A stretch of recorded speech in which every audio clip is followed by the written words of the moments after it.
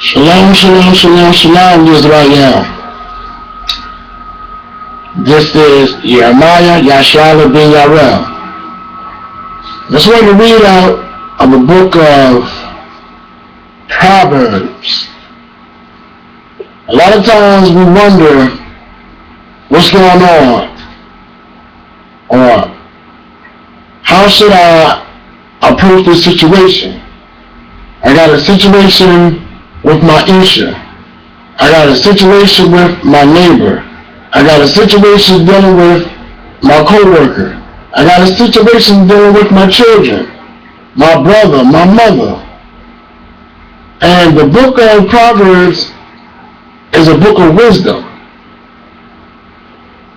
My mother used to always tell me when I was a young man to read the book of Proverbs. And of course, like a lot of young men, I didn't listen, even though I knew that inside of the book of Proverbs, it was something that was powerful for me. I just chose not to read it at the time when she requested me to. But eventually, years later, I did read the book of wisdom, the book of Proverbs. And I understand now why she kept on pushing the book of Proverbs on me. She was trying to raise her son in the way he should go. She was trying to show her son how to get wisdom. See, most people think they're smart out here. They think they know something because they can pick up a book and read. And everything they read has been written by someone else. They had an agenda for writing that book. But the book of Proverbs was written to give wisdom to the nation of Israel.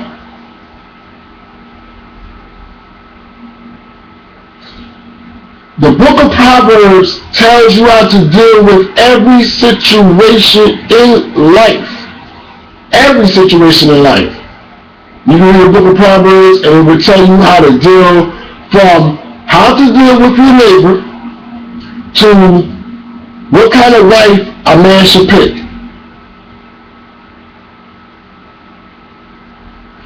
To judge righteously to those who judge or deal with you righteously. The book of Proverbs, chapter 1, verse 1. The Proverbs of Solomon, the son of David, king of Israel. To know wisdom and instructions, to perceive the words of understanding, to receive the instructions of wisdom, justice and judgment and equality, to give subtlety to the simple, to the young man knowledge and discretion. A wise man will hear and will increase learning, and a man of understanding shall attain unto wise counsel. So a wise man will increase learning. Also, a wise man will have discernment. Discernment or having discretion. Most people, of our people, we don't have discretion. Everybody knows our business. We do things out in the open where everybody sees them. We have no shame about anything that we do. We are in the open with us. We have no discretion whatsoever.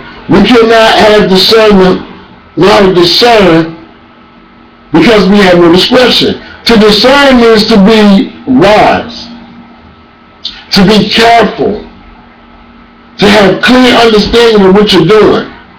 To not have discernment, you will not have discretion.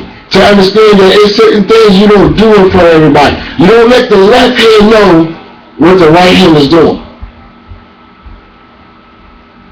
But because of lack of discernment, you have lack of discretion. Therefore, you have a generation of people people who just do any and everything in front of whoever. Children go out and they act with no common sense when they're out in public. They speak about things that goes on in their households to anybody that has an ear. They air their dirty laundry out in public, as well as older people. Elderly, middle-aged, young adults, whatever.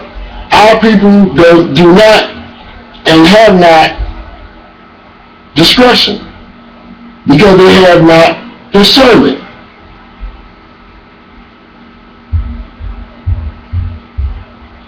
Verse 6.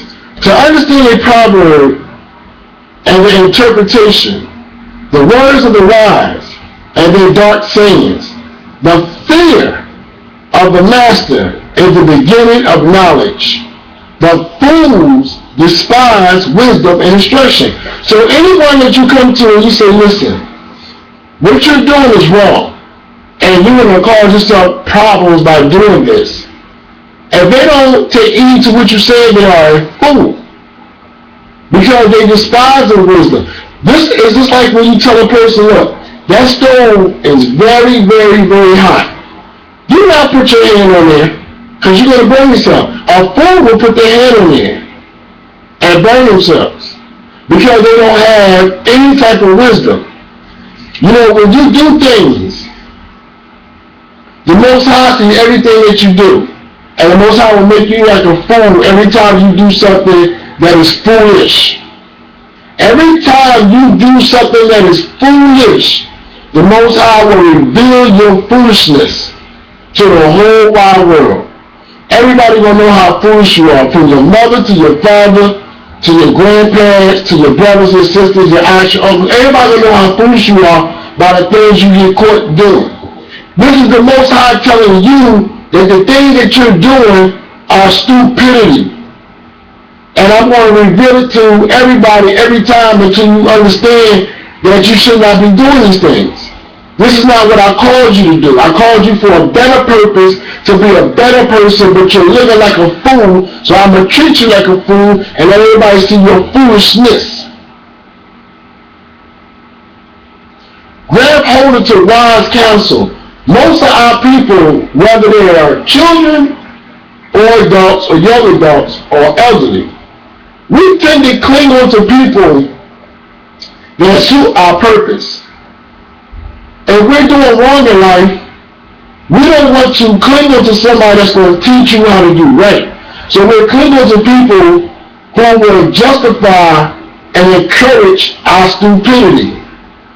These people will encourage you to kill yourself.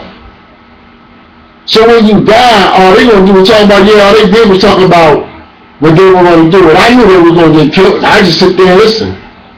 Now, once when they say, listen, what you're doing is wrong, you will end up getting locked up, you will end up getting killed, you will end up being thrown away. So do the right thing and do it this way, so that you don't end up hurting yourself. A fool will close their ears to wise counsel, because they don't care about doing the right thing. That's why they won't live long. And if they do live long, their life will be hard, and they will suffer continuously over and over and over and over and over and over again. Like a dog that chases his tail. Eventually when a dog catches his tail, he bites his own self in the butt.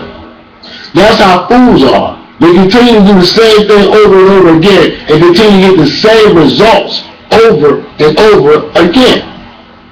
These people can't understand and do right because they choose not to gain wisdom. So they have no wisdom, they have no discretion, they don't have no discernment, so they're not wise, they're foolish. Verse 8, my son, hear the instructions of thy father, and forsake not the law of thy mother, for they shall be an ornament of grace unto thy head, and chains about thy neck. My son, if sinners entice thee, consent thou not, if they say, come with us, Let us lay wait for blood. Let us lurk privately for the innocent without cause. So it's telling you, don't get involved with people who do wrong. Stay away from them. Do right things. Don't shake the hand of an evildoer to consent to do evil things. You reap what you sow. Every seed you plant on this earth, you will have to reap the harvest of it. Everything that you do, no matter what it is, if it's good, you will receive good rewards. If it's evil, you will receive evil rewards. I think the reason why majority of our people out here don't have an understanding of why things go bad is because they believe that the things they do wrong, they have no consequences to it. But they do. You have consequences to your actions. Whatever you do wrong, you're going to be punished for it 100 times fold. So it doesn't make any sense to do it. It makes more sense to learn how to do the opposite of evil. But most people will live a short life, and if they live a long life, it will be full of travails, storms, pain, and suffering, because they choose to do the opposite of the instructions given to them by the Most High. We all have been through it. Those of us who made it through our teenage years and survived and not dead or in prison or strung out in drugs, we have seen the effects of our community. We have seen the effects of our disobedience. We know what we've been through in life. We try to teach our kids to do opposite.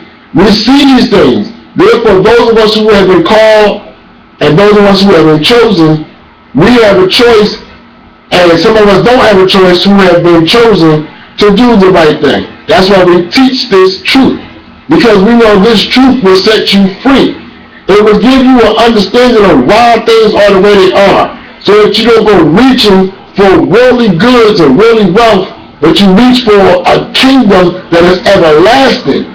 That everything that you gain in this kingdom will be given to you and no one can take. You will never die. You will never get old. You will never get sick. In this current world, you will get all those things. And it's foolishness to go after something that does not last or does not have an eternity, but has a date and time of expiration. See, most don't understand that what this world gives you is for a short time. It has an expiration date.